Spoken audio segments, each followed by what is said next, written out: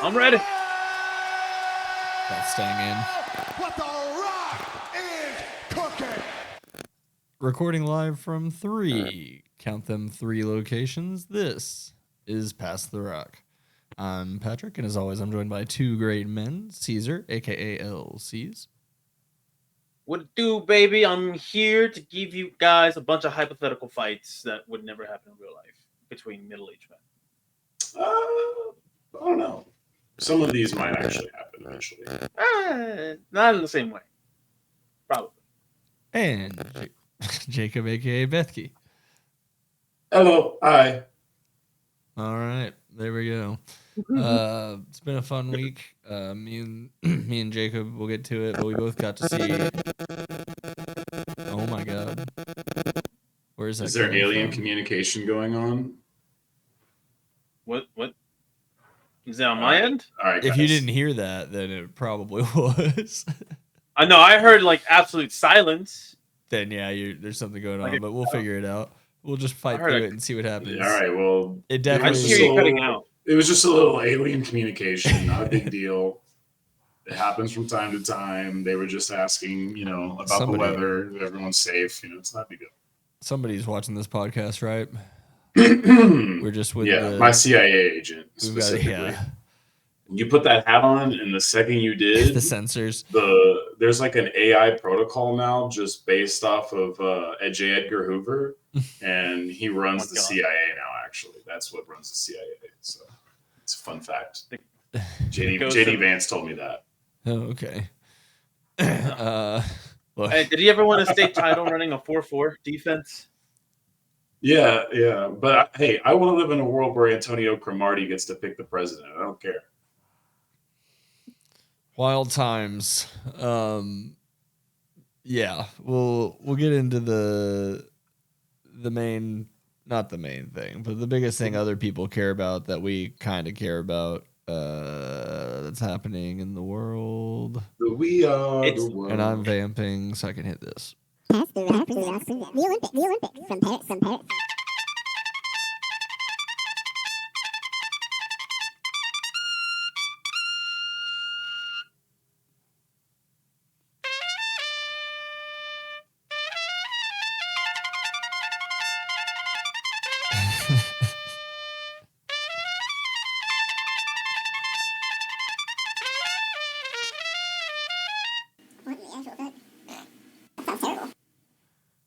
The Olympics from Paris. That video was way too long, so that was my solution. I was gonna say it's dramatically shorter than the Cut it in half. debut. Cut it in half. I didn't want to have to listen to myself playing trumpet that long anymore. It's been a while. Yeah. So it was, obviously next week at the Olympics, some slightly new stuff going on.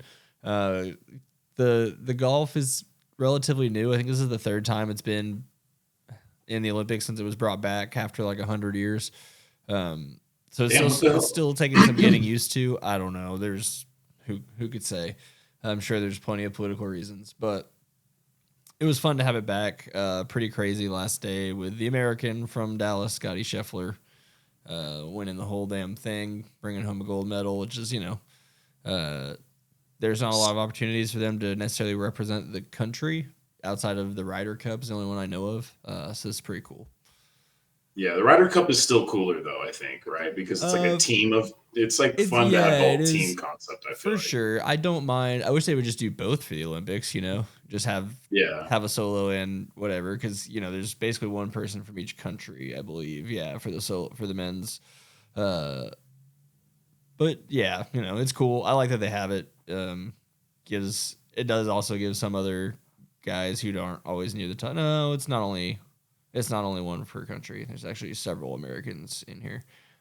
Anyways. Yeah, it's probably like a group. You probably get like certain groups of each country that get to qualify for it or whatever. I haven't read up on it at all. I only watched the last qualifying day. is not a simple thing. Like there were 4 rounds. After you've qualified for the Olympics, obviously there were 4 rounds to get to the final round, which was like Team USA doesn't have to qualify for the 2028 Olympics at all. But that whole thing is just a goofy situation normally, especially in basketball. Like, do you guys know that like Have you guys seen Team USA basketball? There's just 3 guys in jerseys and warm-ups that you're like, who the fuck is this? This isn't one of the best players in the NBA. You're talking about the 3v3, sorry? No. This is not even those guys. It's Langston Galloway. What are you talking? Nigel Hayes and who's the white kid? I forgot the white kid's name. But they basically are the dudes who spend their whole fucking year qualifying us to be there. Oh, okay. They're the select team. So it's just always funny to see that shit.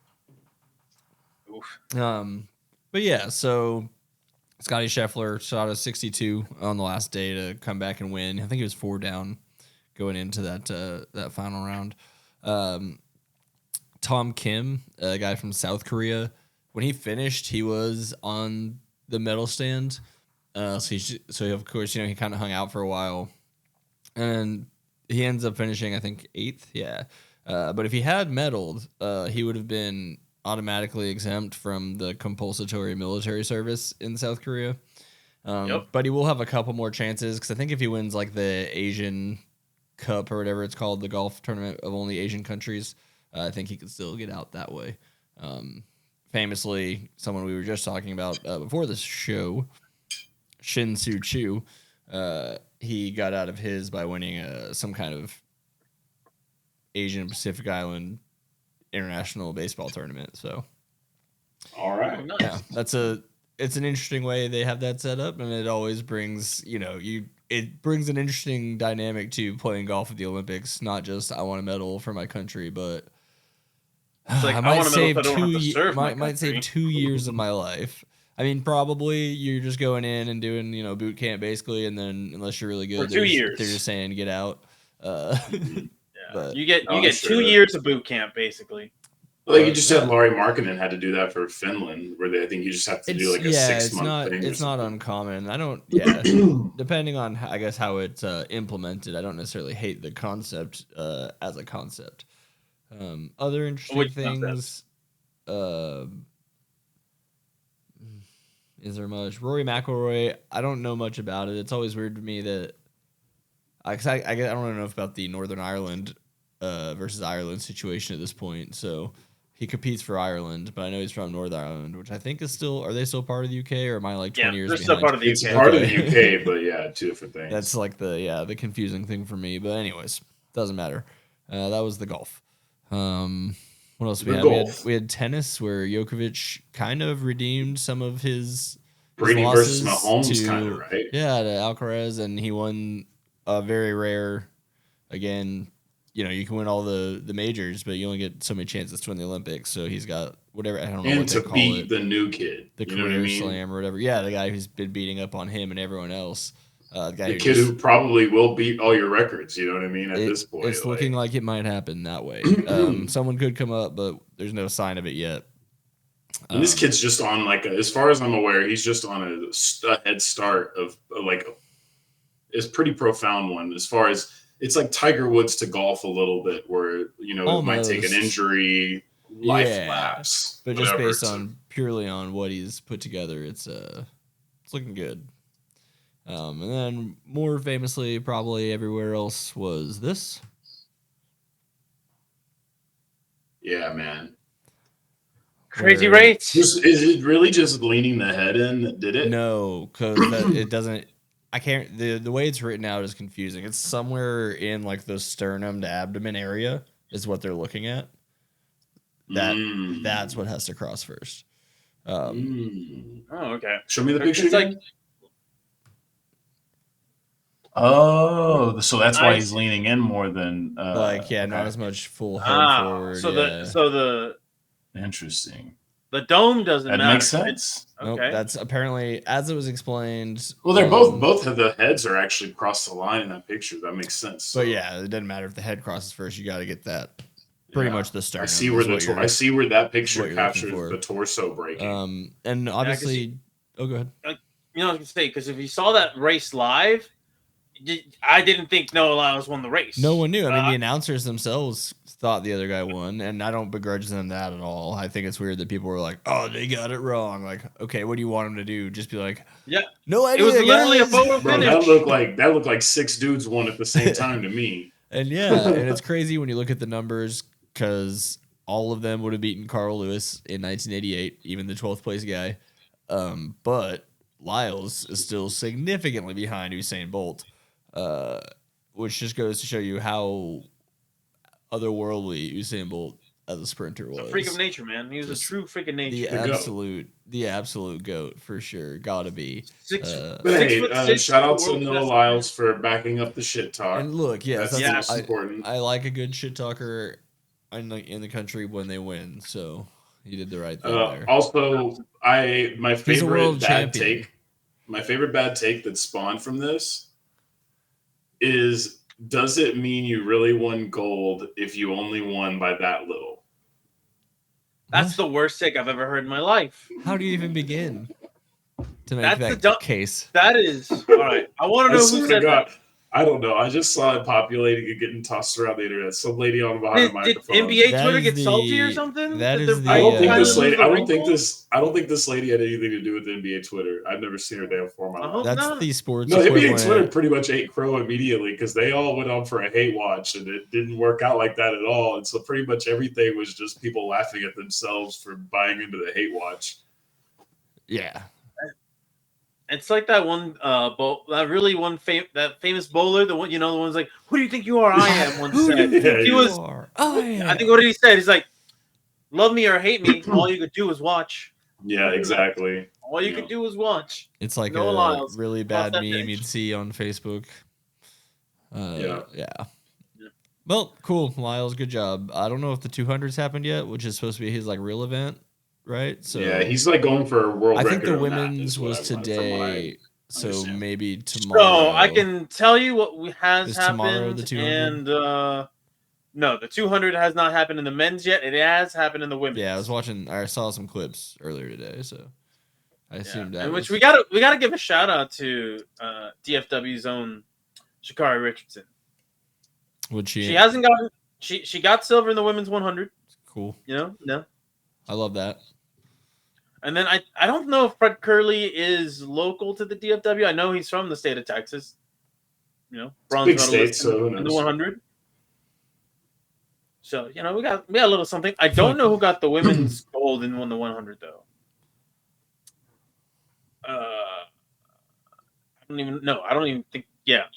No, I don't have any American here. I have Gabrielle Thomas winning the women's 200 meter though. I've watched very little non-basketball related Olympic stuff. Yeah, I find myself less and less interested in the individual sports. Well, at least I look around on the track and field, see what they have. Swimming. Breakdancing. Yeah. Breakdancing. Yes, they brought breakdancing in. When does that happen? I don't know. There's no way that's a real thing. I think it's actually the next. I think it's like this week that happens. I think this. I don't know if the competition counts this time or if it's just exhibitioning it. Friday. Or maybe last time was the exhibition and this is the real thing. But real? I'm so excited. Yeah. I want to point you gentlemen to one thing that I think you guys should watch. That's track and field related. That's not these sprinters. The Dong. All right, and it is the men's 1,500 meter race. Oh. All right, because the reason I say you should watch 1,500. Yeah, the 1,500 like a relay race. No, it's like almost a lap. Yeah, you're just. But not quite. Yeah. A lap is 16. Wait, is it 15,000 or 1,500? 1,500. It was won. The gold medal was won by an American named Cole Hawker. And let me tell you about this race, okay? There's two guys, and I learned this from Twitter. All right, but there's two guys on here. I've already forgotten their names. All right, but I believe one's European and one's Australian. These two dudes are beefing, right? They're each other's competition. And I believe one of them has set the pace for 90% of the race. Ends up actually not medaling after leading the pace in such a long distance race. And you see the American Cole Hawker go from like 6th place right about like the halfway mark. And then as they round out to finish the race, this man just digs deep into the gas tank and just finishes clearly ahead of everybody else. And you're just like, what the fuck did I just watch? Because you're looking at two guys essentially controlling the majority of the race and only one of them actually medaled. Damn. So it was a pretty good event there to watch.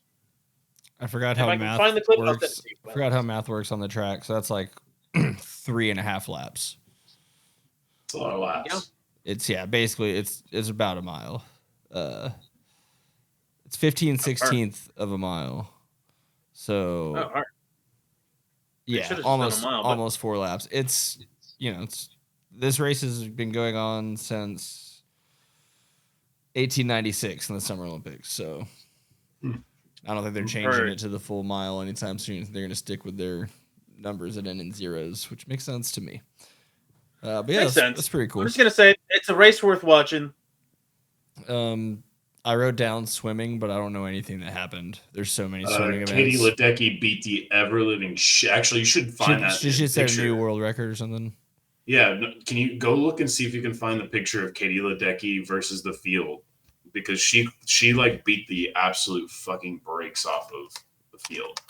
And which one was it? Because there's the 800 meter and then there's the 1500 meter. I think there was only one of them that she did that much damage. The 400 meters, she's like a full body length ahead of the next one.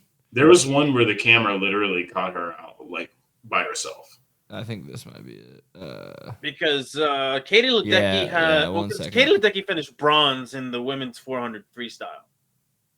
Oh, it's trying to save as a WebP file. 1 second. Yeah, I think it was New York Times had it, but fuck, I don't know if you're okay. cool. Anyway, it's okay. Give Katie me just a Ledecky second. has been murdering.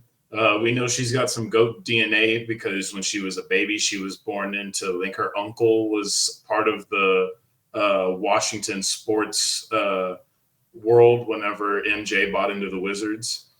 So there's pictures of little baby Katie Ledecky with Michael Jordan. She's been also doing this competition for like forever, her whole life. Like, dude, she's been she fucking it's an Olympic record, not a world record. Yeah, no, I saw the photo and it was ridiculous. Jesus, the world record was 15 seconds faster than that. What was going on in that race? Well, they did say it was a slow pool, but I guess that didn't apply to Katie. Well, I'm just like how much further ahead was the person who set the world record? She just set the Olympic record 15 seconds slower. Yeah, but the only other swimming note I had was a follow-up to last week's story where multiple athletes from the triathlon have come up with sicknesses. I don't have a fart sound ready, sorry. But don't worry. Is it E. coli? They're still allowed. Yeah, they're still allowed to go and they say it's still safe. Still have to use the $1.5 billion. Just absolutely shit themselves on that. Well, you know what? They're going to call it a success that only so few have gotten positive tests. On a podcast I listened to here, the Dumb Zone, where this hat came from, the guy was like, well, no, it's okay because it'll bring in a lot of money for the city. And they're like, well, no, it doesn't really do that. He's like, well, it's okay because it'll get people going there, and no one ever goes to Paris anyways. So this will actually be a boon. Dude, no one ever has that on the bucket list. Oh God, boring old France. Nothing historic's ever happened here. No monuments are worth seeing. We'll check back in on our favorite chart before the end of the Olympics. I'm going to do my own with some more detail based off this concept of the almost medalists, which is a great bit. Yeah, so if you haven't seen our last two, the almost medalist is basically fourth, fifth, who has the most fourth, fifth, and sixth medals. You know, who's doing really well but not getting on the stand. And still, Italy is number one with an 18, 15, 13, respectively. Pretty much greatest losers of all time. Either first, and they had a spectacular loss during this Olympics already too. Their first or second from withdrawal. From disqualifying themselves. They're first or second in all of fourth, fifth, and sixth place rankings or whatever. France, number 2 right now. Great Britain's third here. Canada's fourth. USA's on the list mostly because we've got 21 fifth place finishes. Yeah, solid. Of course we're going to be on the list. That's we have solid. So many fucking the medals. events. Yeah. And that's another thing that I'd like to find a way to weigh out the weight of each gold. Because, you know, Simone Biles wins like 15 a year because she gets like 20, you know, should each one of those be worth the same as far as when you're ranking how a nation does versus, you know, the team basketball, which only has one medal to give out for 12 guys. Anyways, but yeah, that's the almost medalist. Doing some work in Italy. They're right on the cusp. Unfortunately, they won't get a good lottery pick in next Olympic draft. But now, before we move off of the Olympics, there is one thing that I've learned recently about the Olympics, and rather that there is a one-sided rivalry in the Olympics, gentlemen. I don't know if you guys are familiar with this, but apparently, the whole country of Australia has beef with the U.S. in the Olympics, but it is like comically one-sided. Like I've been flooded. My entire TikTok, TL, like I think Twitter, this is what I'm talking flooded about with the weight, with- the weight of each gold, because the things that they're pretty good at, I can see why they might have some, baseball, we did just softball, steal but a here's the really thing, nasty it's like- rugby game, right? that yeah, we did happened. steal that rugby game, and So they, in the women's. it's what matters. We here in the U.S. we look at overall medal count, but what I would actually like to do is find the numbers of, like per capita of how many people you send, the medals you get. I mean, that might. I'm just saying, there's skew- different ways. There's different ways to look at it, so I can see where they could find an angle to act like there's some kind of rivalry here. My whole thing though is like Sounds very Texas Tech, Texas A&M coming at Texas. yes, something like that. I'm like, dude, why do you have this? Why do you consider us your rivals when this country doesn't even think about you in the Olympics? I mean, Like, I won't step on at it all. too much, but And they then actually have a chance to fuck us up on like what would be one of the biggest upsets in Olympic history. So, I mean, maybe, but either way, we're gonna look at. You could just scoreboard then, because right now you look at overall medal count. no, The U.S. is dominating everybody. So just to step on every it category. a little bit to give the clarity, I'm not talking about the men. I'm talking about the women. Australia versus USA women's basketball is going to be their playoff game, and U.S. is 8-0 on Olympics gold. Like U.S. hasn't lost an Olympic game in fucking forever. So yes, Australia winning that would be big bragging rights for them. Okay. I just found some fun data here. Big bragging rights, which would evidently be which will still be lost in the void of scoreboards, But like, I just want to know, like, why is it so important to them? Like, wouldn't like one up in New Zealand be like the better thing for that country? It's like, hey, like this is our actual rival right here. Like, the other side of the world's not really giving a shit. Okay. New Zealand's strange. They make good movies and stuff. Yeah. And music, but yeah. Yeah. Right. So if we're looking at medals per capita, so just medals per nation's population, we're 35th. Obviously, there's some outliers, like St. Lucia, who they've got 4 athletes, and one is the fastest woman in the world, so they get a gold medal from her. Now, all of a sudden, if you're just talking about participants, they're like a 25% hit rate, which is awesome. But per capita, they're still 3rd. The biggest country on here for that, Australia's 7th, New Zealand's 5th. If we look at gold medals per capita, first was Dominica, because they have the smallest population in the world, I think. So they won one medal, and now they are forever going to hold that. When you get to gold medals, we bump up to 29th. We're kind of lumped in with like Germany, Japan. Weighted medals by GDP. That's a good one. Let's see where the U.S. falls to on this one. What the fuck resource are you using right now? Medalspercapita.com. Oh my god. All right. Okay. We dropped to 55th when you go by GDP. Not looking great. Yeah. Anyways, fun.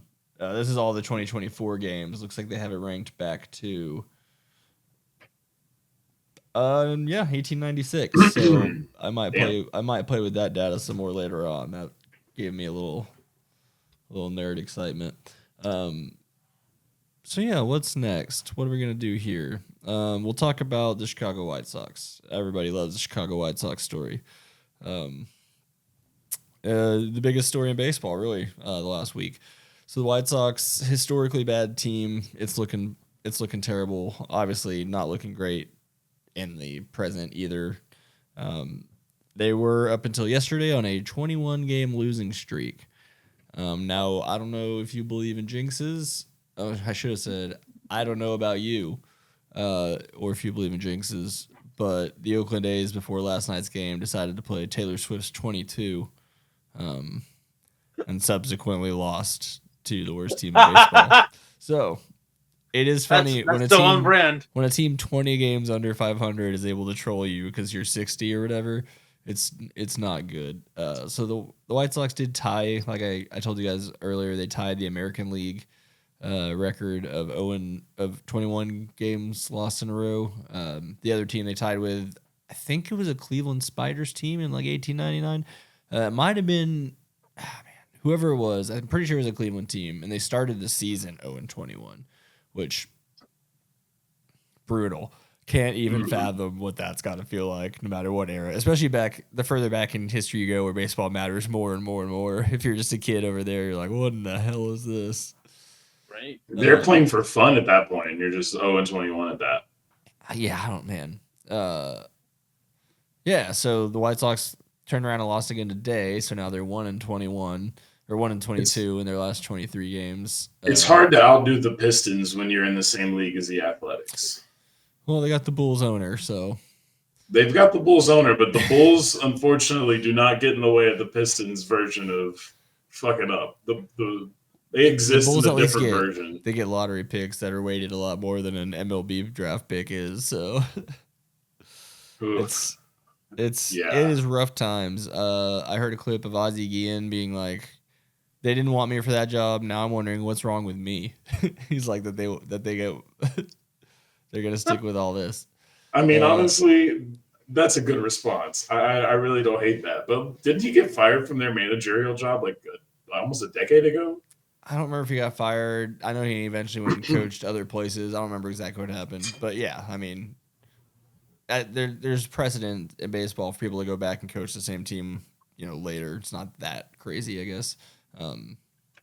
Especially if it's the same owner and they have a decent relationship, which I bet those two had at some point. Yeah. So the major league record would have been 26 games. I don't know much about that. I'm going to guess it was from the dark years, the dead ball era and all that. They're throwing a rock at each other.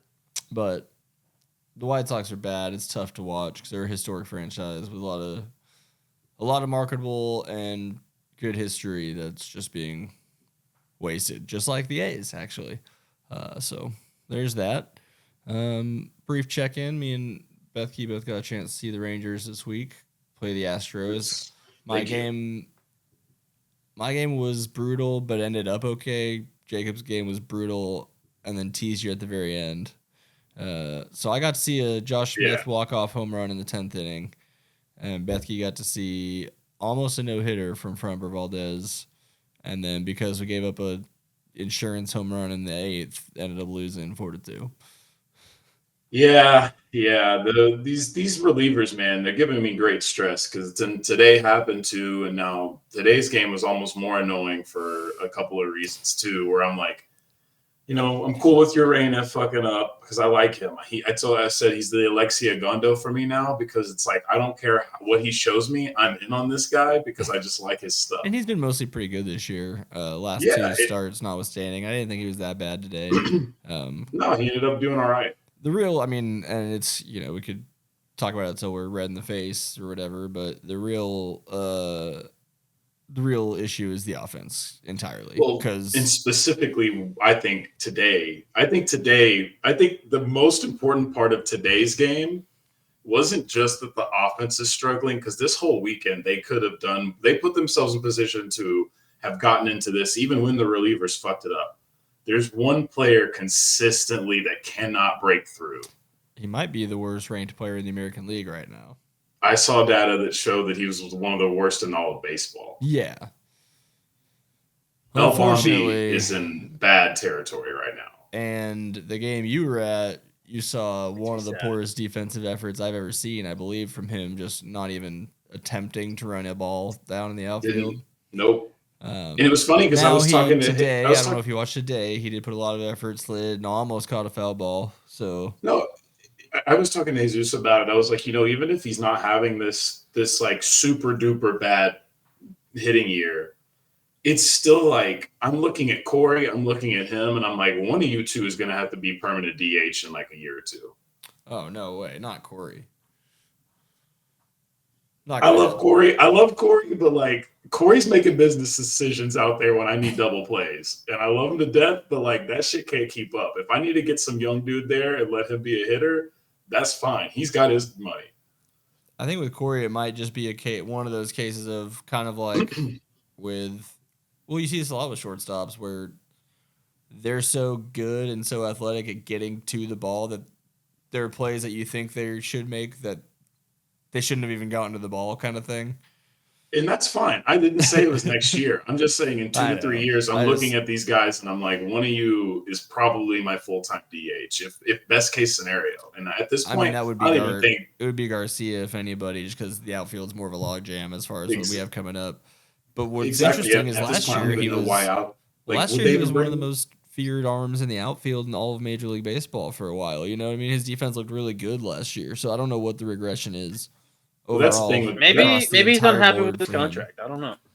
Yeah, I mean, part of him not knowing where his but Caesar, he had a chance this year to get himself Big Daddy paid by, if not us, another franchise. And my counterpoint to that is, if I was his agent, I'm like, hey, you see that playoff run?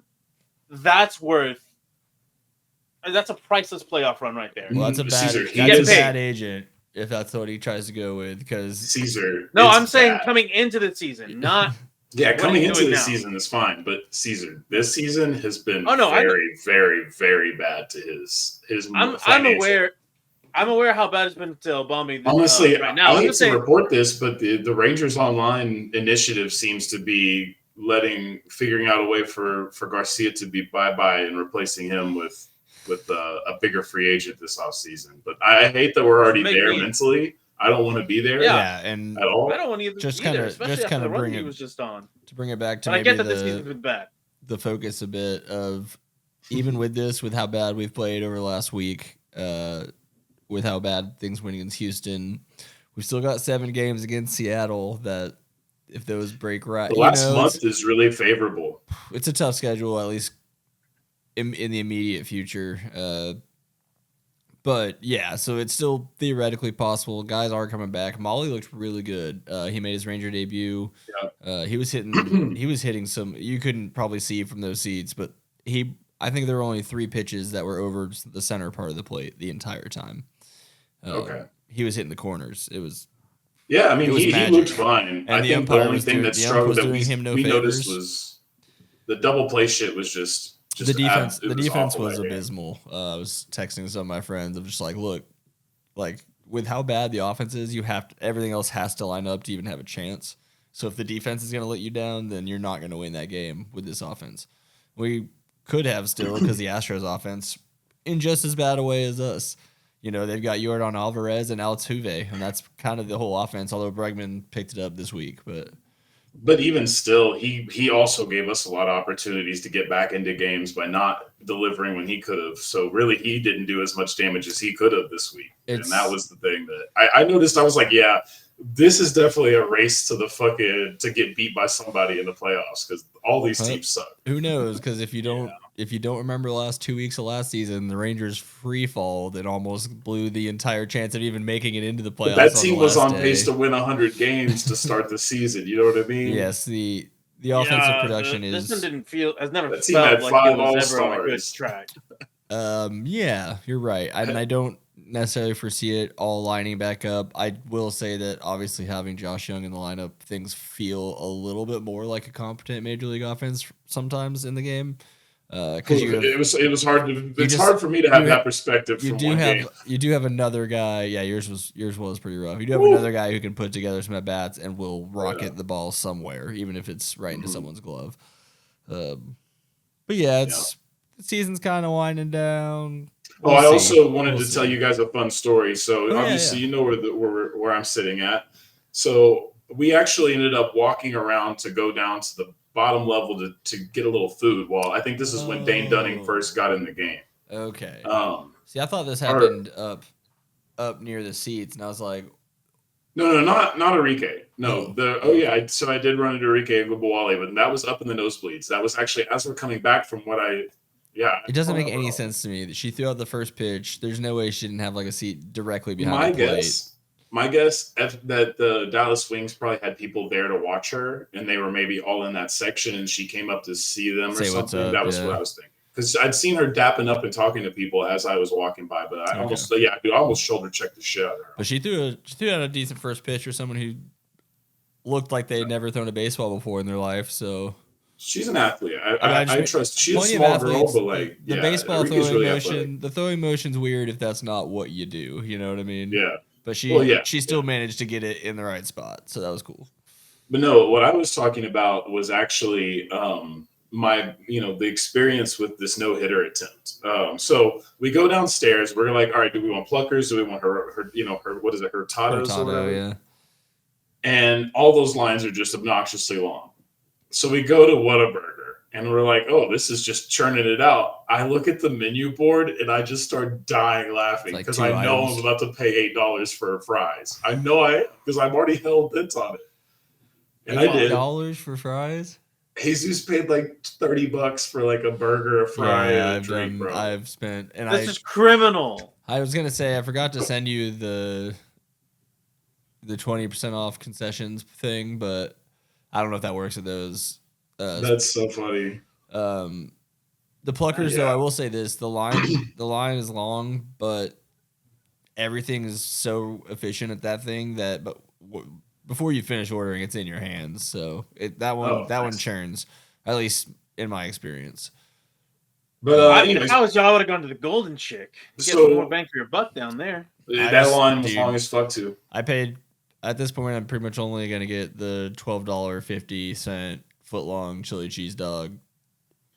It's ridiculous. They just put it on the cheapest paper plate that they could find. It looks awful. It's just a piece. That's what reminds me of the old ballpark. It's awesome.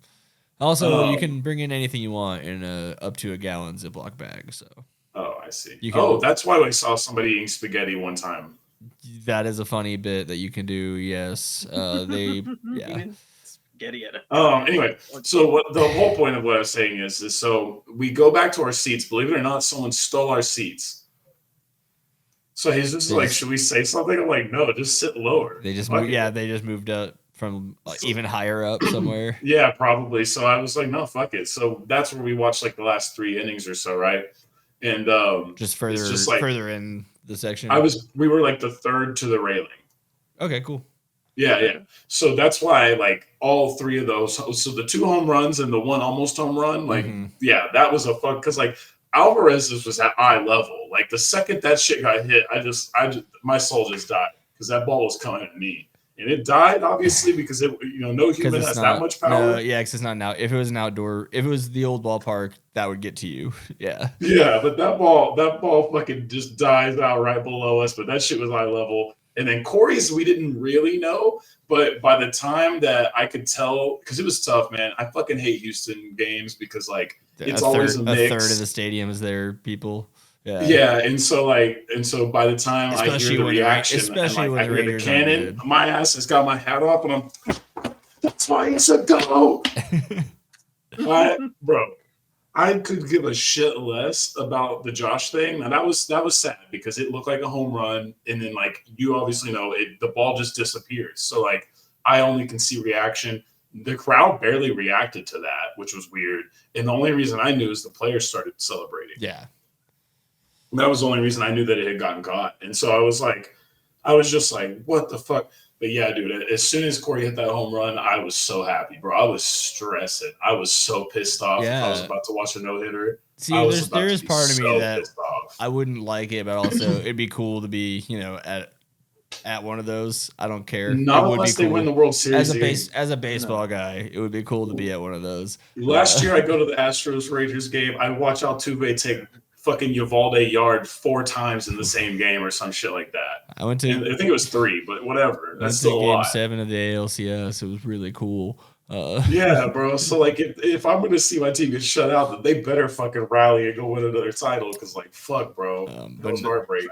A wild note in history is that Corey Seager is now the first player to ever break up multiple no-hitters with 2 outs in the ninth, doing the same exact thing as a member of the Dodgers against Bruce Bochy's Giants back 2016, I believe. So that's a funny Corey Seager. Just the statue. I don't know where the statue is going, but he's got one. It's done. No doubt. Through his struggles, I just can't be mad at him. You know what I mean? And it's really not been that bad of a struggle lately. No, it's like a couple weeks at the beginning of the year or whatever. Yeah, everyone freaks out. It kind of feels like it has been a little more surges. He was hurt. He's been hurt at the beginning of the last 2 years, so he's gotten a slower start out.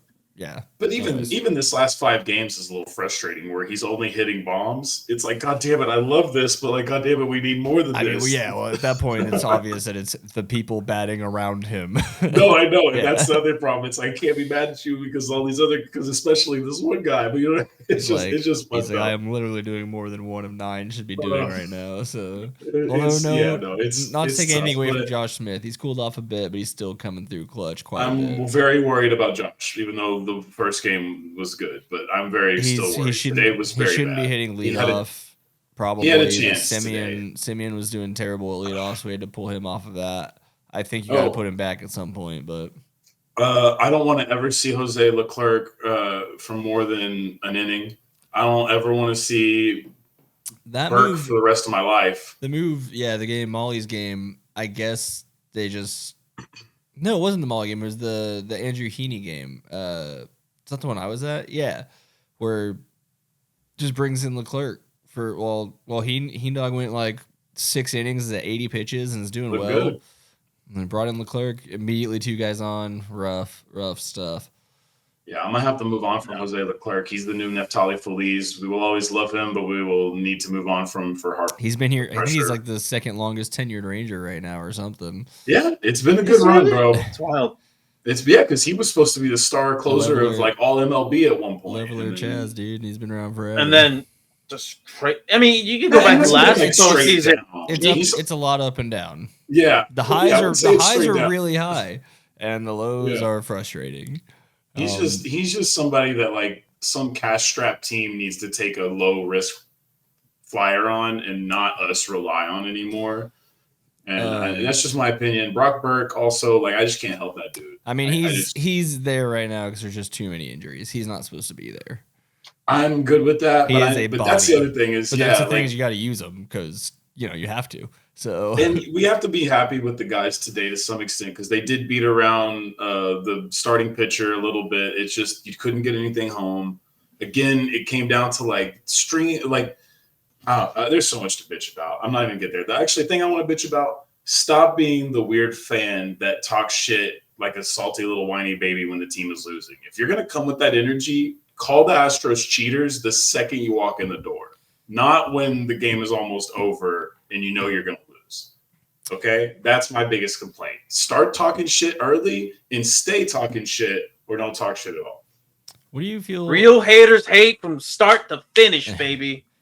How do you feel about someone wearing one of those? It's like, so the Astros have the jersey that says like Space City, but I saw one that's like the exact same color and the font, but it just says like trash cans or something, which is kind of funny. No, that's beautiful. But if someone's wearing that, unless someone else is paying really close attention, they just I think that makes it kind of funny. But yeah, it doesn't really support your team in their home arena, so maybe that's funnier in Houston. There you go. That's a good call. Where that that's a good call. Enemy territory. I like that. But yeah, no. As far as I'm concerned, like I said, I literally had to listen to the last 2 innings with just some Rangers fan yelling cheaters like obnoxiously throughout the entire 2 innings. Find a new slant, dude. Caller's it was not that so high. Tough, bro. Nobody was co-signing it, bro. No, they're not. Bro, it's just like we had an annoying guy at the All-Star game that was just yelling the whole time, and that's annoying when you spend money.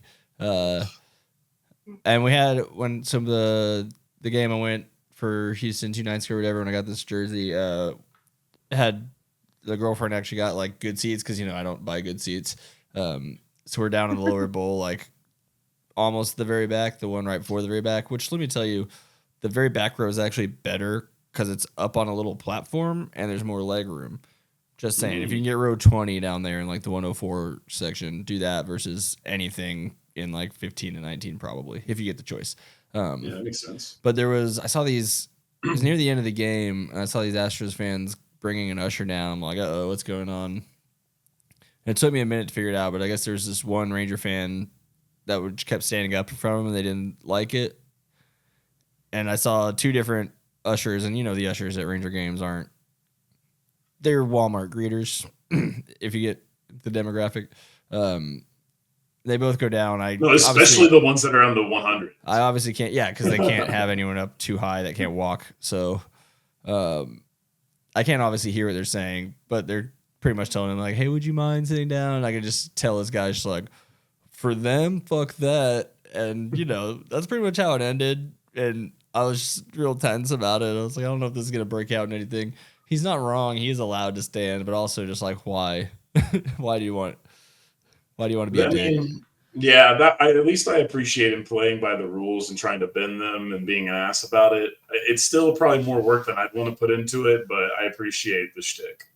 Yeah, and it wasn't but like 2 pitches after the lady finally switched to let one of her kids see better that just don't get kicked out. Josh Smith knocked the game out. So yeah. Let's see. They got to learn a lesson about sports. That was beautiful. Yeah, it was weird, but that'll probably wrap up. I probably had other stuff in my brain for Rangers, but we've gone on long enough on that. And there will be more free time for them if they should wake up and decide to give us. Yes, and if they keep winning, if they find a way to start winning, if not, then your boy is about to figure out where the trade machine roster building stuff is, and I'm about to make NBA unrealistic style trades for the Texas Rangers. You got to figure out what's going on with Bally first. So yeah, I know that Bally's going to give us all the money in the world. That's the way I'm going to start my what if, and then I'm going to build around that. So sweet. Well, expect the Steinbrenner Yankees. From here, I'm going to go ahead and pass this rock on to Bethke for some hoopity hoops. This is Pass the Rock.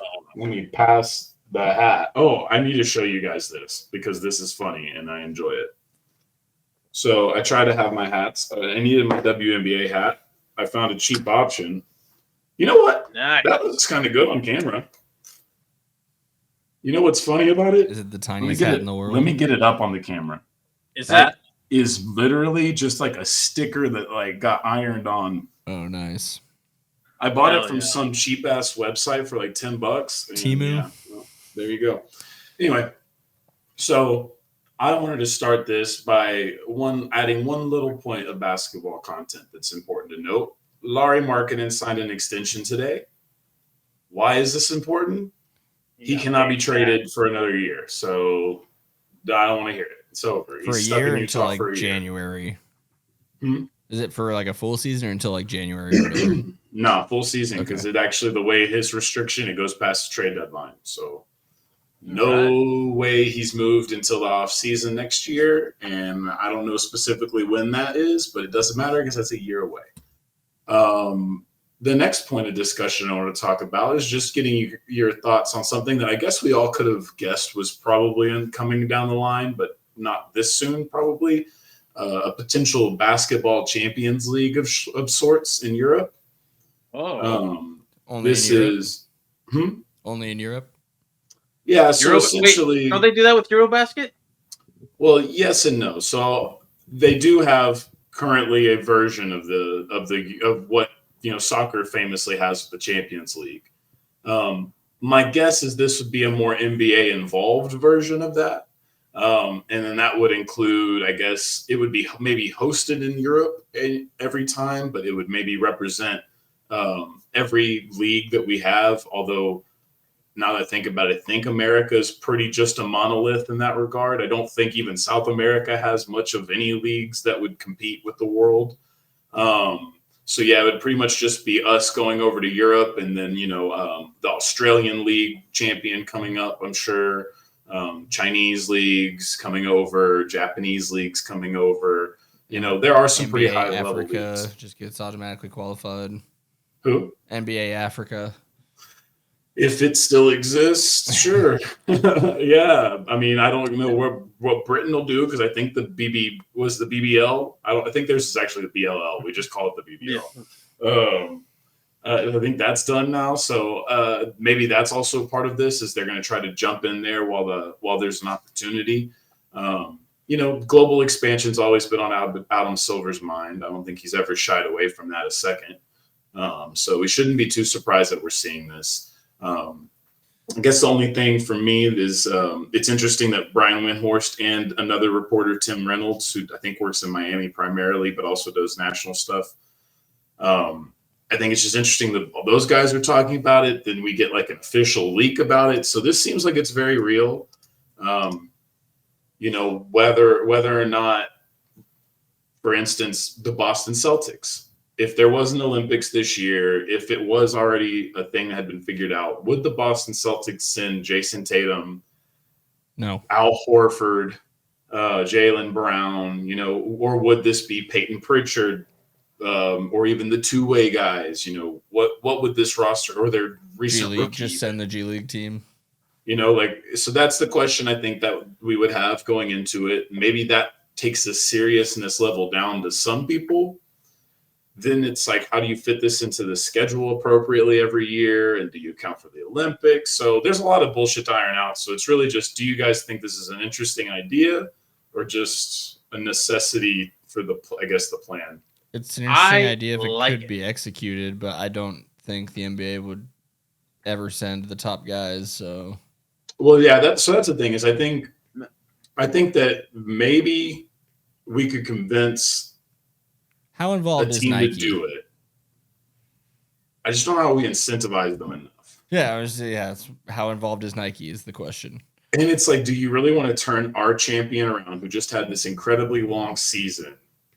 And then you're going to fit this into what window, like this? Yeah, because the NBA season's at least twice as long as any other Euro League or Asian or Australian League season, right? I'm not 100% sure, but I would guess it's much longer. You send the IST champion.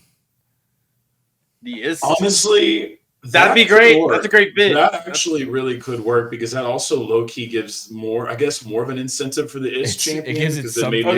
It gives it something, which is more than nothing. Yeah, honestly, I don't hate that. I mean, how about this? And I'm just spitballing here off the top of my head. It'll probably get shot down instantly by Adam Silver, but I'm like, hey, what if we just use that All-Star week to just, you give the NBA is champion a bye week, right? Because that's actually a great idea. This is unequivocally the best league in the world, right? You give them a bye week, or however you want to construct it, right? Because we all know who the rest of the world is gunning for in this Eurobasket like tournament.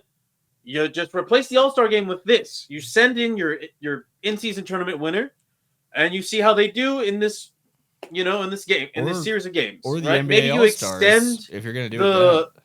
Yeah, maybe you extend the All-Star break just a little bit, just to give them a little bit more time to rest. It's difficult to do that in actuality, just because you're still talking about how difficult the schedule is to make. They want to remove games, don't they, for player health? And... I'm just, like I said, I was spitballing here, just like, hey, if there was a point in the season where you could do it, this would be a perfect... All-Star is the most glaring need of improvement, right? So, I think that's definitely worth looking at. Yeah, and I mean, you could even send out your All-Stars there to do the skills comps. You're basically bringing the All-Star week into Europe. You're touching the international market, which I'm sure Adam Silver would love to do, right? Yeah. So, not only do we have the women doing the skills drills, now let's see this little Portuguese guy run around and do it too. Yeah, I mean, I do think that could be fun. There are some that would show the skill levels overseas, even if there's some other things that those players usually lack. I would say, gives shines the light on the things that at least some individuals have mastered. Yeah. No, there's a lot of talent. Like, that's the funniest thing about EuroLeague is you got guys that chain smoke, so they can't actually play defense at the NBA level, but they're basketball savants. But they'd kill in the big three. You put them in the big three and people are fucked. Like Milos Teodosic is one of the funniest basketball players in history because he is, without a doubt, one of the top 10 passers I've ever seen play basketball ever. but that man was awful in his NFL and NBA stint, and he's pretty much been kind of hit or miss otherwise because he is literally not ever running a basketball court, and he's never, ever, ever going to stop a nosebleed on defense. As second in his life. But holy shit, one of the most amazing passers of the basketball, most creative. Like, there will be kids watching Milos Teodosic highlights to learn passing for history, but nothing else, please. Oh, it's his smoking highlights. There you go. You have a window where you could do it, because that summer window is pretty tight, and then of course the rest of the season. Either way, I like it. I like the idea of it. You know, if only just to see where the rest of the world is at in regards to the NBA, right? And each other. I mean. And each other. It's globalizing it, right? It's also boosting these other leagues. It's also helping you and I understand what's the second tier league in the world. Because a soccer fan can answer that question. It gives credibility to a lot of these other leagues as well for future generations to be like, well, I could still find a way to compete against the best if I can make it through here. Exactly. So I think this is cool. It's all wins. I'm just very curious about how they make it work with the NBA. I think our version of it's cool. I don't know what the actual version's gonna be like. Yeah. I mean, the theory, the concept, the idea is good. I'm scared in practice, but I'm hopeful, I guess. It's another one of those things. Just let me run it. Sports fans. I throw the ideas, you make it happen. Boom. As sports fans, we gotta just come to terms with there's us loving the game, and then there's business, and that's what this is. Well, usually though, in this world, following what will get people interested is the right business move. So hopefully they figure it out and they don't rush it. But even if the NBA, winner isn't the real prize for the world, I think even just having a better format for them to compete against each other on a higher platform that the NBA is sponsored is also a good thing, even if it's basically just hijacking what already exists. And often these pro teams play together more than the national teams do, so you might see some less awkward basketball than you do. To some extent. I mean, because, some of these teams are actually kind of run high and fast because some of these contracts, like players can have escape clauses. Yeah, I wasn't thinking about it's probably a lot of turnover. It kind of gets a little wonky there. Yeah. But some of them, some of these teams will definitely have that. But that's enough for that. If it'll ever come to fruition or not, we'll see. It'll probably be years away from that ever happening. So Olympic basketball is down to the nitty gritty. If you are currently watching this, you probably already know who is going to the gold and who's going to the gold medal game and who's going to the bronze medal game. Oh, yeah, you're right. That's tomorrow. The current setup as it is for both slates has already been set. The women finished today, and actually I want to start with them because it's pretty much the easiest one to get to because USA women's basketball has dominated women's basketball forever and ever and ever and amen, and that is no different. They currently are sitting themselves in a great position. They beat Nigeria handedly today. Is that the semi? Yeah, that would be the quarter. That was the quarter. Okay. And then, so some other interesting things. Spain 3-0 in the women's bracket going in, got upset by Belgium. Interesting thing about Belgium. Let me just read you their. This is women's team, right? Belgium lost to Germany, lost to the United States. Not too bad either. 14 and 13 point differentials. That's really not too bad. Beat the piss out of Japan, which just got them to qualify to be into that next stage. And then beat one of the top teams in the world. And then took down one of the best teams in the world. So that's pretty cool and interesting. Nice. Otherwise, I mean, it's, Japan got fucking smashed. Germany kind of fizzled out today against France, but France might be the second best team in the world. Really, all four of the teams remaining are interesting. Obviously, Belgium, I'm not sure what to expect from them. I think France probably could end up beating them pretty handedly to get into the gold medal game. Meanwhile, like I mentioned earlier, Australia will play the United States. Australia has the second most WNBA players in the world on a roster. So good day, Mike. Yeah, so they do have plenty of talent, And France has a nice amount of talent. What? I'm just running through Australian stereotypes. Okay, yeah. So basically, good luck because the WNBA roster is fucking, I mean, I got 3 ladies who are bigger than almost any of your players, and 2 of them are 2 of the best offensive players in basketball. So like that's just fucked. You know what I mean? Why isn't Enrique on the team? Huh? So why isn't Enrique on the team? She declined. Yeah, well, but you know what? Honestly, she was like, I gotta throw out the first pitch for Rangers Astros. No. No. The truth was that she was annoyed by that Caitlin Clark shit. They snubbed her last time too. That's why she cooked their asses the first time they did WNBA All Stars versus Team USA, and then she cooked their asses again this time because they all think she's too much of a one-on-one player and they don't want her on. Like that's kind of the politics of her being on the roster. So that's why I love Enrique. Is like she's literally just Allen Iverson. But like good. I just love it. Anyway, so yeah, that's going to be the Friday slate. Actually, I put Thursday slate, but that was a typo on my part. That's to be Friday that the ladies play their games. So they're playing after. That seems like it's the opposite of what we see in. No. Well, so the ladies started a day after the men. Yeah. So the men started the first day of basketball was all men games, and the second was all women's. Getting to the men, we had Germany versus Greece. Greece got off to a really hot start. Sort of looked like they could have pulled out one, but then ultimately they just didn't have enough offense. Germany took that one, ended up really dominating, hitting really hard shots. Just kind of, Greece busted their ass, but ultimately just sort of fell short there. Patty Mills' career as an international player is over, and honestly, his NBA career is probably over. Hey, big ups, Patty Mills. Love that. Yeah, and it should be to say that he did not go out quietly. The Aussies busted Serbia's fucking ass to start that game.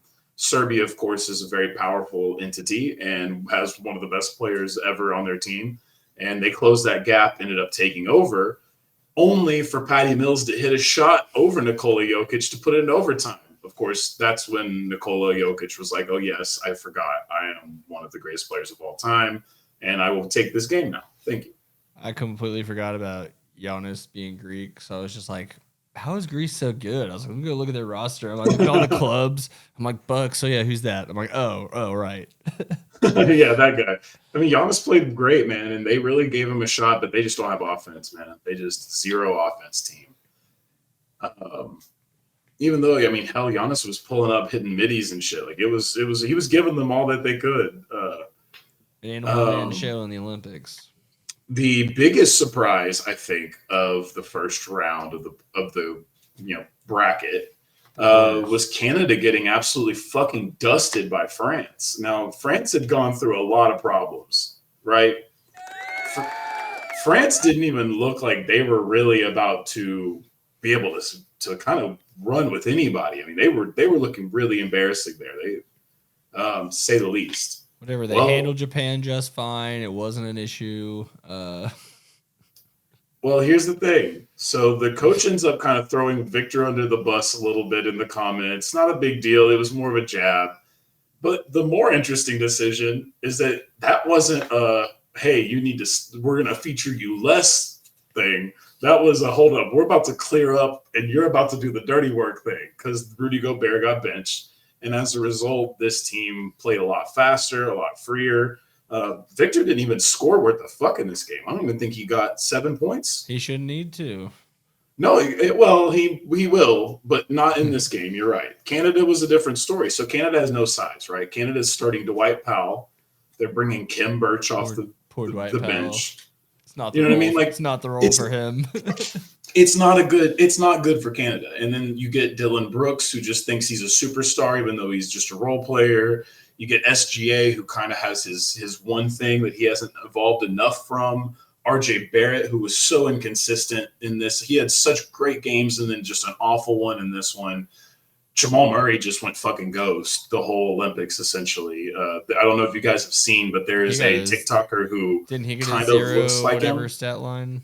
Huh? Didn't he end up with one of those, whatever I can't remember what you trillionaire stat lines? It was he was putting numbers up, but they weren't good numbers. They were looking like Adolis Garcia numbers. They weren't the kind of numbers you want to see.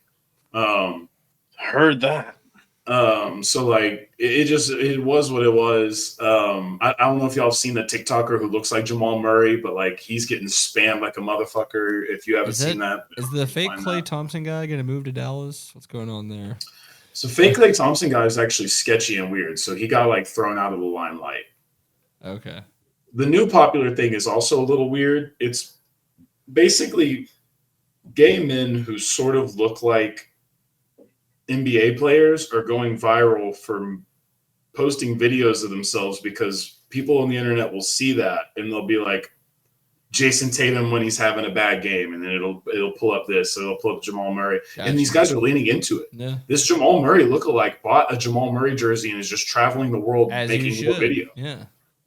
I'm just interested by the whole concept. I'm judging plenty of people. I'm also understanding humans are flawed. It's I'm just not going to judge it's the people who make mess. it. I'm going to judge the people who watch it. Yeah, exactly. So anyway, good on France. They made the biggest adjustment they could have. It was so bad for Canada, dude. The French got a rebound that absolutely they have for Canada and that for the world. Bro, there was a rebound. There's 4 Canadians around this player.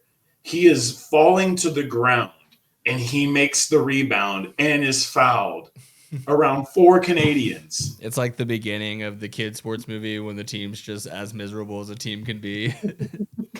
And they brought themselves into the game. I mean, they had done so much, and they just got big brothered. Like, as much as I don't want to just sound like a France hater, Canada got so fucking exposed for their size. It was really embarrassing.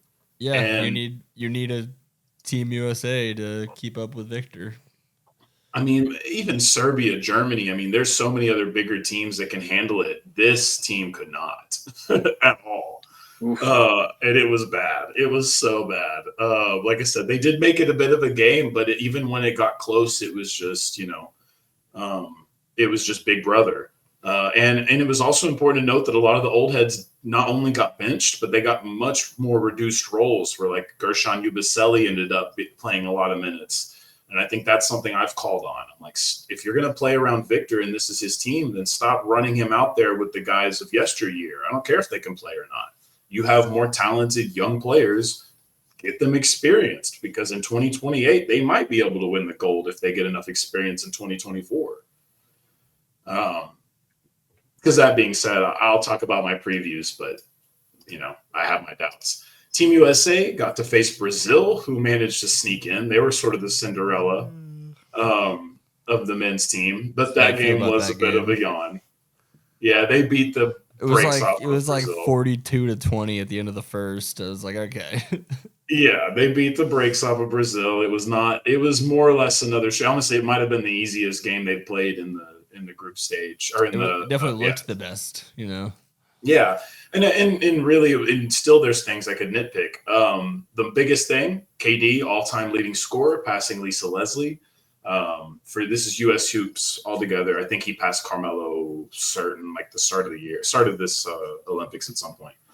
LeBron did get poked in the eye. There are stitches of being applied to LeBron James, but he is expected to play in the Manana.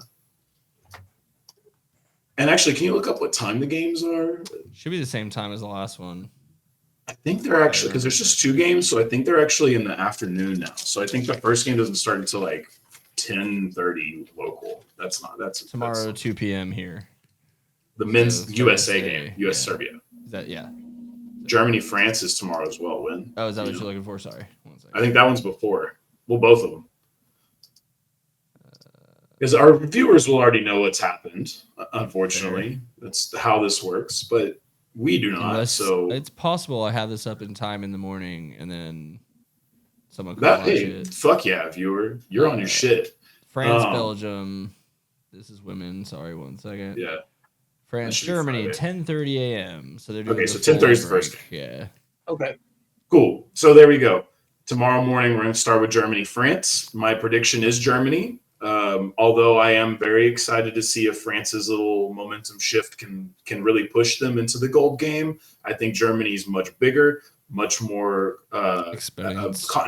There's a continuity base, and defensively, they really have the ability to lock in. The only thing, does Dennis Schroeder take them out of the game as much as he puts them in a game? That is sort of always Germany's biggest thing. That's why I don't really think they could beat Team USA. I got a nice little quote here from Franz Wagner. He says, quote, "I think I was 7 when Dirk played in the Olympics, and I think we've come a long way. And that's because of guys like him. It's up to us to keep that going forward and also to know who came before us and why we're here." Because if you think about it, their basketball hasn't been very good traditionally. I mean, Dirk, it used to be Dirk just sort of dragging ass. Like, honestly, yeah, like, there were some solid dudes, but kind of like watching Luka as far as the difference between him being with Slovenia and them not being. You know, they've got some okay guys, but without him. Yeah, Slovenia does a good job of sort of playing to a style that can work with Luka better than Dirk, but yeah, the Dirk German teams were tough. It's interesting, and I also wanted to stop down because we had this conversation. So France wears France on their jerseys, even though that's not the real name of their country. We talked about Turkey wanting everyone to change their name. Germany still does wear Deutschland in the Olympics, so they're sticking with their actual name. I respect it. I mean, it's also like when you have the history of Germany, maybe it's easier to say Deutschland and people don't think Hitler. Well, Hitler said Deutschland a lot, so I don't know that Hitler ever. Well, he definitely said Germany a few times, but right. But how often do we associate that? Right. That's the beauty of history. It's told by idiots to other idiots. Is that any German sound, you immediately think of Hitler in this country. Frankfurter. Oh, Gestapo. God. That's unfortunate, but it's the way it goes. So, and I shouldn't just put that on us. All the British comedy I watch, they won't shut up about World War II either. So, yeah. So, like I said, that's where we're going to be. I think Germany's probably pretty well favored in that game, and like I said, unless Victor probably goes off. I don't really see how they're going to be able to handle that because Victor has to do so much and then be a scorer, and they've gotten good contributions from role players. The beauty is it's one game. It's March Madness style. It is one game. I just think Germany sort of had their worst game already, and I think that's. I'm saying, yeah, you're way more likely to have Germany win, but the fact that it's only one game gives France some hope. And then the game tomorrow, obviously for us, Team USA will take on Serbia. And this is no easy task. I think there's plenty of people who are looking at this and say, didn't Team USA beat the shit out of this team twice already? Even kind of a worse version of this Team USA? And the answer is yes. Yeah, but Jovic and Jokic are going to switch jerseys, and then we're not going to know who's who.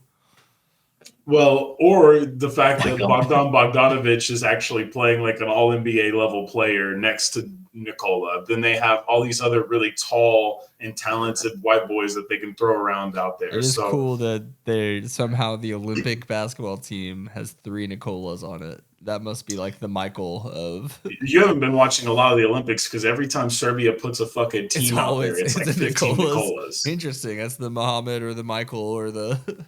No, it really is. Actually, no, dead ass, because they even asked Nikola Jovic about this, and he was like, that's a very common name where we're from. We had, in my junior year of high school, in our trumpet section, that was like 22 people. There were 8 Michaels, so. Oh. That's what I mean. It happens. You should have seen how many Jacobs we had in our fraternity, which... Maybe not that much. No, honestly, it's why my last name. It's just that was a '90s white person thing. You also have a good last name for it, so that works for having the basic first name. You don't even have to worry about it. Yeah. I can only remember you and Garza with the Jacob name. I can't. This is Jackson. There was Jacob Cordy, Jackson, of course. Wait, who was the other one after Jackson? Jacob Cordy. I don't think you remember him. I never met him. I know there's probably more, but anyway. Jacob Al-Sharif Rahim, Jacob. Listen, that's Hakoub. listen.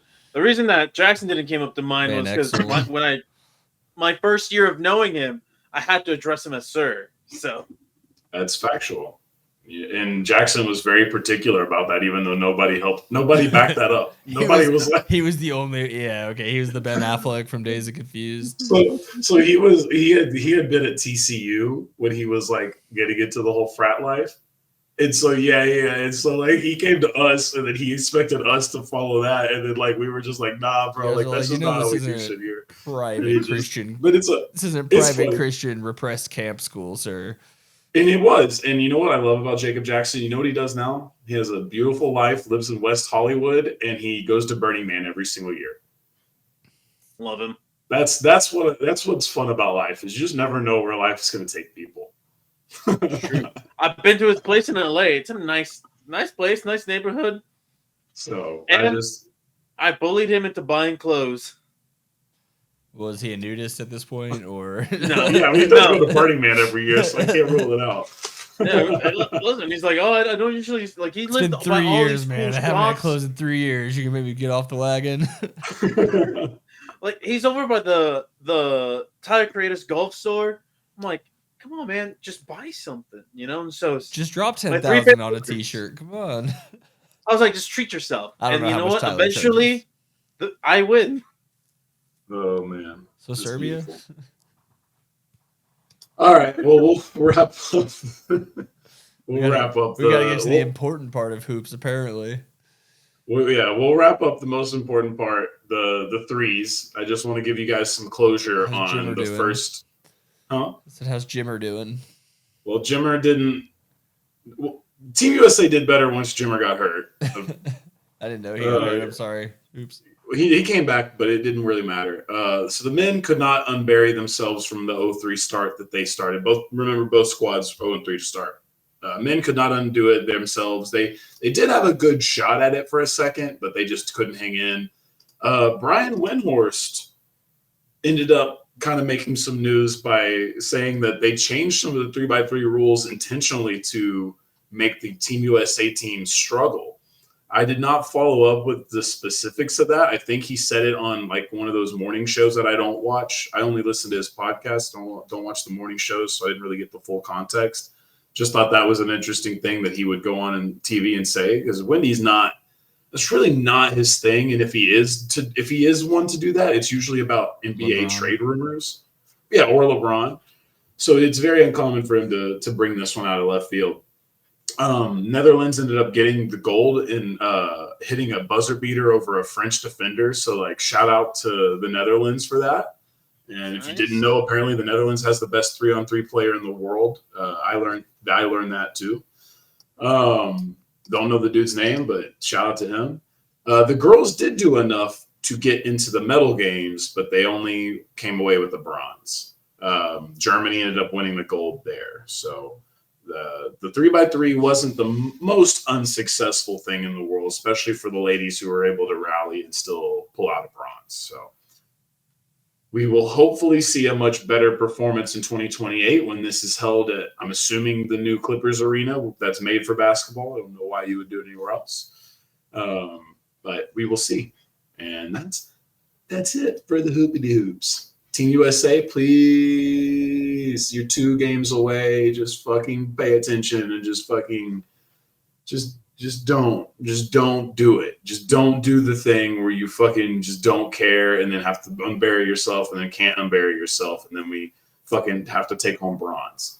You know how mad I'm going to be if I have to take home bronze after how well this team has played for the first however many games of this year or this Olympic run? Oh my God. I would be so frustrated. I'm not expecting them to just shithouse Serbia tomorrow, but for the love of God, do not lose that basketball game. All right, Caesar, let's fucking hypothetically fight. Yeah, sorry, I got distracted there. There's this tweet, and I'm confused by it. It's saying the Texas Rangers signed David Ortiz Jr., but I thought he had gotten drafted by Boston earlier this year, so maybe he shouldn't sign with them. Oh, that's wild. Okay. With a signing bonus of $225,000 plus a student scholarship. I don't know what to think about this, if this is real or not, but I just thought I'd tell y'all. How old is this kid? It sounds like he's maybe just out of high school, so. David Ortiz Junior. All right. But there's nowhere else that I'm seeing it, so I'm a little confused. Well, it's the fourth thing that pops up when I type it into my Google search. So when you Googleize it, maybe I'm not sure. Is it David Ortiz Jr. or D'Angelo Ortiz?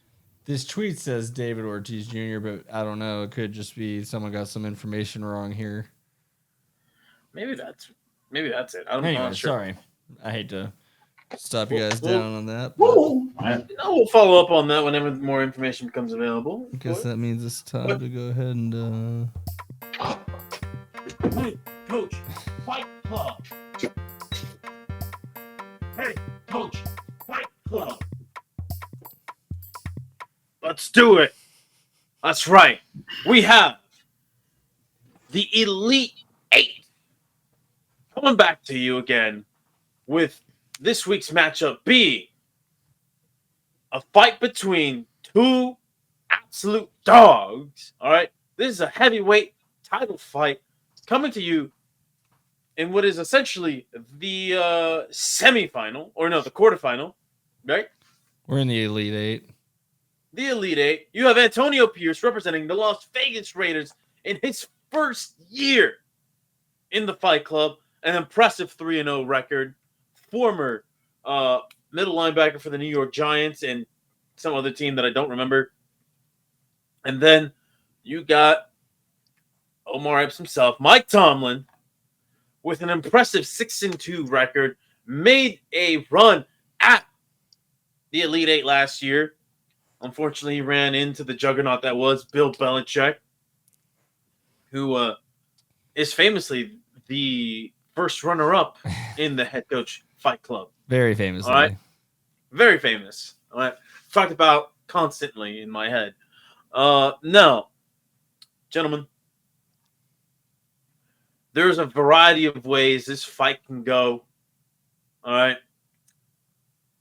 But before we go into this fight, I just want to mention a few things that I've been noticing throughout the broadcast or throughout the recording.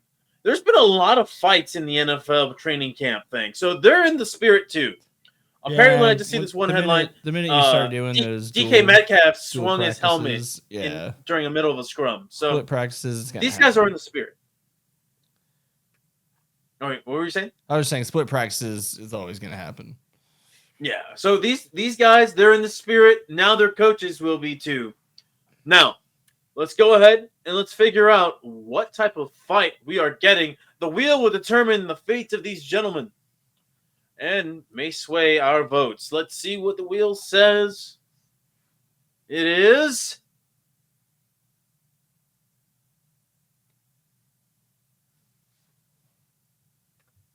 a fight on the field. Shocker! Who would have known? The wheel music. I was like, "This is really quiet." Yeah. Add that in post, please. Yeah, there'll be something. Just keep it over. Might just be the wheel sound. Something like that. Either way, gentlemen, I'm gonna lead things off in this one. All right, now I do see a little overlay photo here. I'm gonna assume Bethke, you added this on here. Never do such a thing. Also, I'm gonna show this to the audience, or do you want to keep it a secret? No, I did not upload anything. It's a good one. Are we sure? I like that. That's a good one. Whoever uploaded that, you have great taste. But all right, guys, let's hear it. Let's get to it. So in this case, listen, these are two guys who are representing two franchises that once had a storied rivalry in the 70s. Wet dream, yeah. Yeah. All right. These are two Kenny the Jet Stabler. Two elite CTE delivering franchises, okay? At least half of these guys, like these teams from the 70s, have all had some form of brain damage from this rivalry. And now you have a still proud Steelers franchise, and then you have the Raiders being the Raiders. But hey, maybe they got Antonio Pierce to change things around. And it all starts here and now. These two guys, they lead their franchises onto the field, do the coin toss, shake hands, go to respective fields. All right, respective side of the field, and you have a close game. All right, this is a November, December, late season game between two franchises that are gunning for the playoffs. And as we get into the end of the first half, you have a really tight game. We're saying it's going to be 14-13. Steelers are up.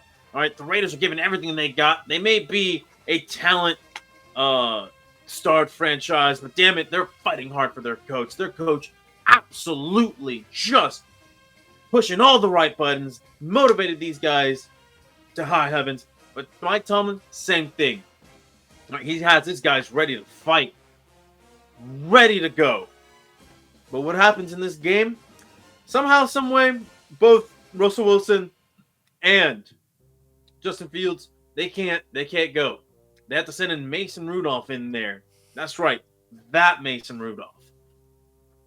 Now, Mason Rudolph, he looks at Max Crosby across the field, and he has blinders on, all right? He looks at Max Crosby, and for whatever reason, whatever he said to Myles Garrett, allegedly, he says to Max Crosby. And that starts get another fight. Right? Max Crosby takes his helmet off, swings it at Mason Rudolph, but he connects this time. He doesn't miss, all right? Knocks out Mason Rudolph, and the bench is clear. Everybody's swinging, and in the midst of this, two head coaches staring at each other. It's like in slow motion. For whatever reason, there's one of those big little dust ball, like those. What do you call that in the desert? You know what I'm talking about? Tumbleweed. Giant tumbleweed. Yeah. For somehow, some way, a giant tumbleweed makes its way onto the field, and you can hear the yeah, that Western. And you know what? These head coaches, they're like, fuck it. We have to represent for our franchises, for our teams. And so they just immediately charge at each other. Now, Antonio Pierce, being the former linebacker that he was, they're going on this Oklahoma drill. Buddy, he absolutely just spears the shit out of Mike Tomlin. But Mike Tomlin's no bitch, all right? He immediately goes for the headlock and tries to choke out Antonio Pierce, and he is hitting him in the back of his bald-ass head, all right? But there's a lot of grease in the back of that head. There's a reason there's that shine. It's not wax, baby. It is grease. So it's slipping, all right? They are trying to get up, and they're trying to, hit them dukes. Now, gentlemen, you think this is a pretty, one-sided affair. Antonio Pierce has the size advantage. He has the weight advantage. But you know what he doesn't have? He doesn't have the wild card in the stadium. A former Steeler, a former Raider, and the poster boy for that CTE logo comes in on a golf cart with a baseball bat. Not a hot air balloon. Half naked. Antonio Brown. Put that shit on. Field. Put that shit on. Put that shit on. Put that shit on. Antonio Brown swinging a bat like crazy. Somehow he broke into the game, and he sees Mike Tomlin, and he's going to go swinging at him. But what does Mike Tomlin do? He times shit perfectly like a real experienced Super Bowl winning head coach would do. Or one of the Three Stooges. And listen, this is what happens. Mike Tomlin, he gets ready to look like he's going to take the hit. He gets Antonio Pierce as a human shield, takes it to the cranium, knocks out. And Antonio Pierce keeps going because he's getting chased by security. And Mike Tomlin just stands over him, half beaten, half bruised, knowing, you know what? I needed help in this one, but a win is a win. In my scenario, this man, Mike Tomlin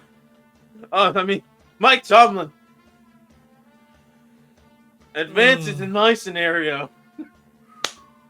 But you know what? I'm just one vote. I am just one mind in this one. So, gentlemen, I'm going to pass this off to you guys. You can start amongst yourselves. Who wants to go next?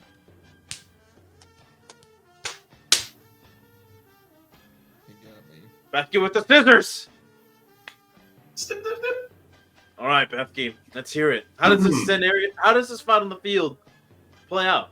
So there's this thing about rules, right? They're meant to be broken. Oh God.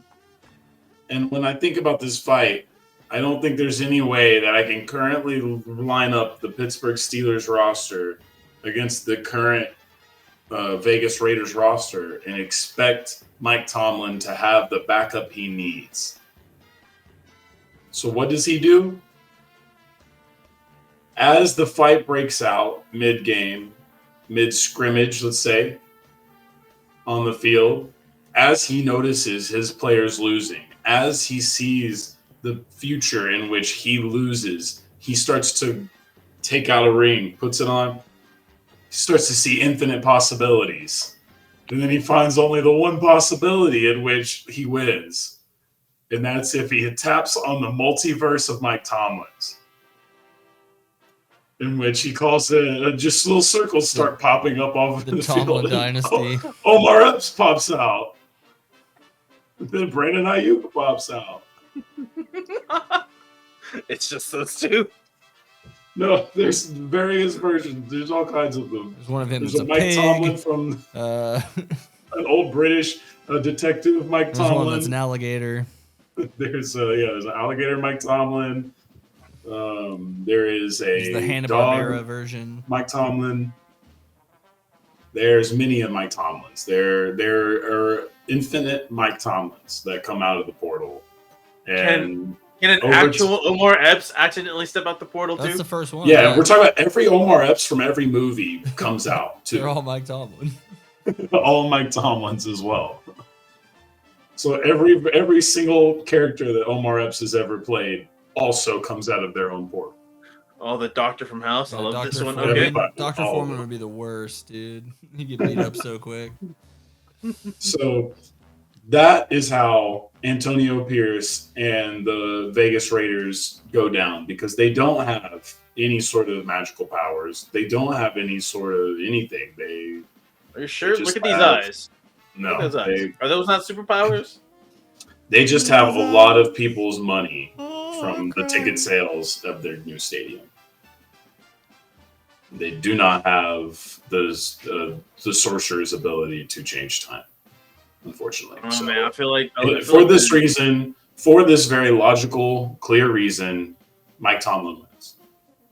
Mike Tomlin, the army of Mike Tomlin has ganged up on Antonio Pierce. Listen, majority has spoken. However, it's no fun if we don't hear all the scenarios. Patrick, I What do also you will got? say, if that technically counts as me using my second thing, I'm okay with it, because I know that I haven't used it yet.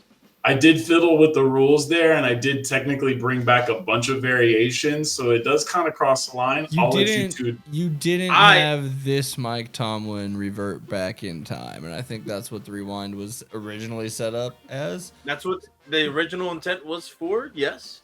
So it's like, yeah, you got the right to bear arms, but do you need surface-to-air missiles in your apartment? Anyways, Which, we're approaching the final four, and we've only Bethke and I've Two, only yeah. each used one, and you're yet. I've got Are two. you still I'm hanging sitting on on to two. I'm sitting on two. Don't worry. Don't you worry. But it won't be today. As I've Gonna got turn one of them into an infant. I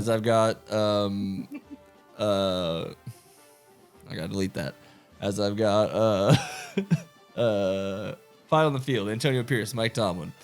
So this one starts. One of the Raiders is running down the sideline, about to score a touchdown. No one's catching him. Then all of a sudden, a mysterious leg comes out, trips him. He falls, and everyone's just immediately player scuffle. And Antonio Pierce saw it. He saw Mike Tomlin do it. He's like, no way am I going to be the coach that lets this guy get away with this a second time. Yeah. So he starts to make his move over there. But unfortunately, at the same time, all the fans are rushing too, because this is just going to be 100-something thousand people brawl. So it looks like, your Game of Thrones, your Patriot just these wild fog of war type thing going on as Pierce, he keeps seeing and then losing Tomlin in the crowd as he's trying to track him down. And as is the case in all big budget movies, for some reason the main characters can just move with ease through these crowds without anyone trying to fight them until they find the other main character they're supposed to get with. So that's what happens here as he navigates his way amongst this crowd. And eventually he finds him. He finds Tomlin and he grabs him. And he's just beating the ever-loving shit out of him. Because, he's got a lot of weight on him. They're not really evenly sized. He's got reach, he's got weight. And he is just hammering him. And he's got him pretty much beaten to a pulp. Tomlin's on the ground. He might as well be dead. And that's when Antonio Pierce feels a tap on the shoulder, and he turns around. And it's Mike Tomlin punching him directly in the face. And on his way down, as he hits the ground, he's laying face to face with the man he beat the shit out of, Omar Epps, who Mike Tomlin used as a decoy. So Tomlin wins the final field. The unanimous decision. Yeah, Mike Tomlin. I think that we have a problem with taking old head coaches and giving them superpowers for the roles, but I'm okay with it. This is beautiful. This is the most believable one because there's already the Omar Epps looks like Mike Tomlin. So yeah, just run with it. This worked, So that makes Mike Tomlin 7-2 all time, which is essentially the best outside of Arthur Smith's 6-0, Bill Belichick's 5-1. But now Tomlin has the total fight numbers on people. He's won 77.78% of his fights.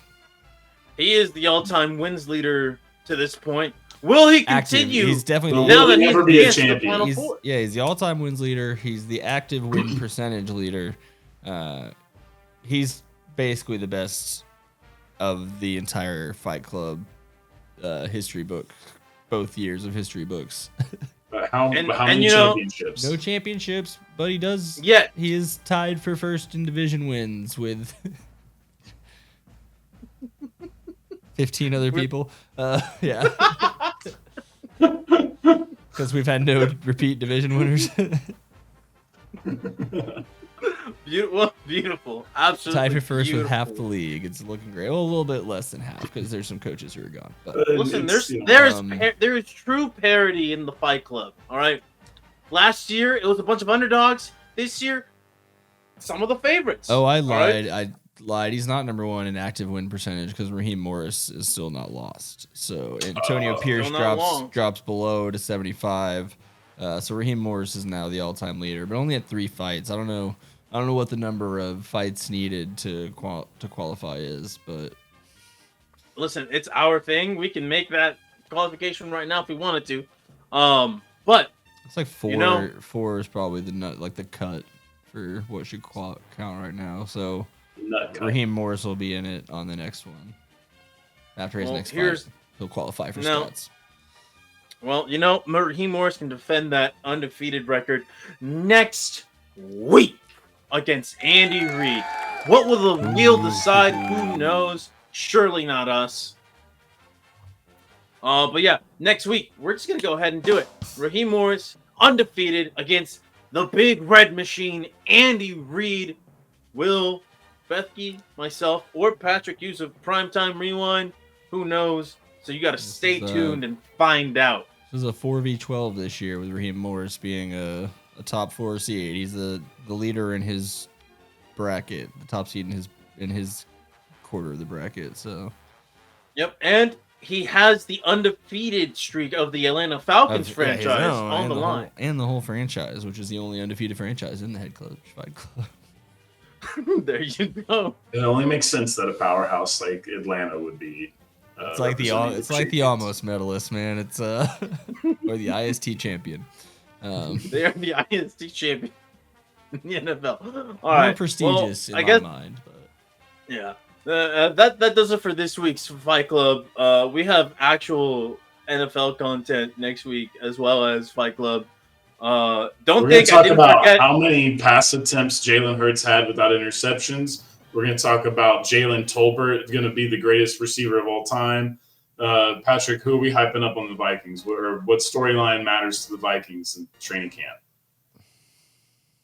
Alexander Madison. What offensive lineman or defensive lineman has been getting beat more than you'd like to see? Look, we had a guy die this year, so it's pretty much only going up for a little bit until the actual games start. I forgot about that. My goal this year is that we get to see a few starts from J.J. McCarthy before the year's over. No, you're on the Sam Darnold train. It's the Sam Darnold trade in Minnesota. And don't think I forgot about last week's cheese for this week. Sorry. Yeah, I mean these guys are busy, so we'll try to get them back on. These pro baseball players, man. I'll tell you what. It's just hard to get a hold of them. It's no hard feelings, no ill will. We'll make the schedule work. We'll try again next week. Does he know that we're gonna try again next week? I mean, do you want to go to Erie? You know what I mean? Is that where you're trying to go? He is currently in Michigan. I'm gonna stop now because I don't have to do any more editing like I had to last week. He is currently in Michigan, actually, as we speak. So, all right, well, I had to find exact points that I didn't mark. It was. Anyways, we will see if we can get our guest next week. But for now, have a great week. Dang, the other football thing we were gonna do today. It's a 3-part series this week. We're starting with Bethke's part of the series because he's the only one who did the work so far.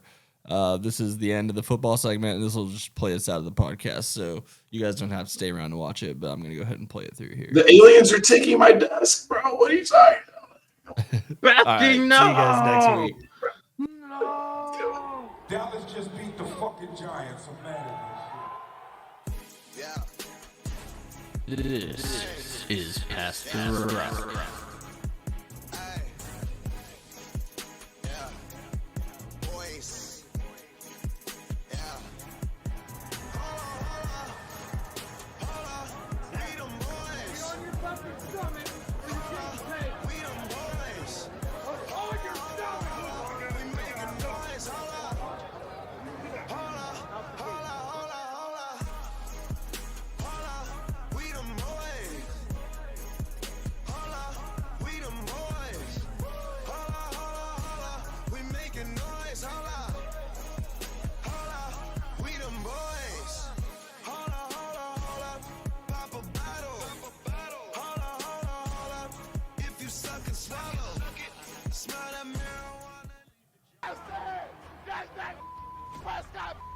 Must be serious.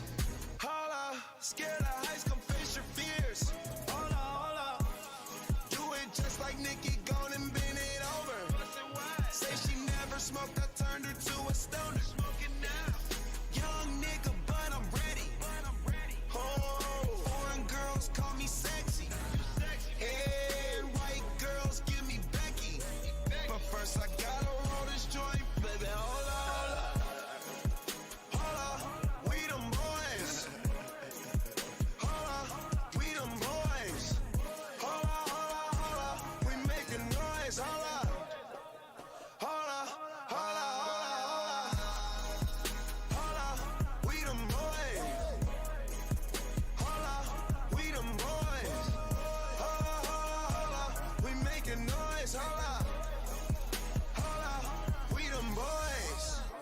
Oh my gosh, that was amazing.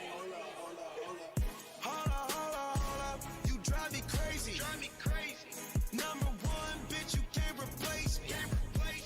Leader Claudia's always be trying to chase me. You got an ass so fat, let's make a baby. This is Past the Rock.